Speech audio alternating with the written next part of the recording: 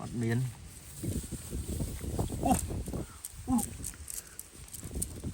côn đá xa đó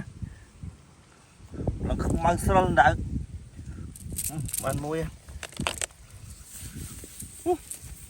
này môi tiết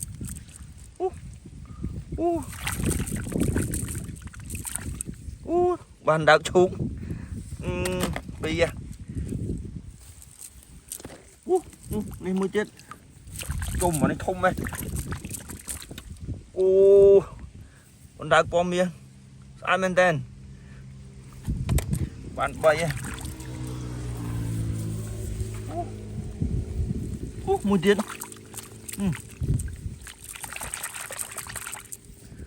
bạn mùi tiết hoa này sẽ cả tiết non với sợ cả sẵn này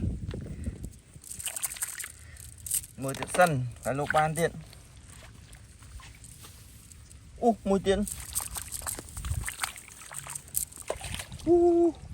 bạn đá xoài sẵn bên tên nè mùi tiết nè tôi cồn kìa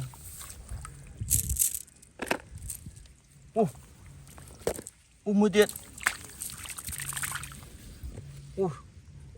ở đây bán bò sò sai bên tên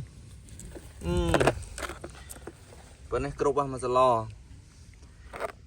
lo là mồm cướp bò này này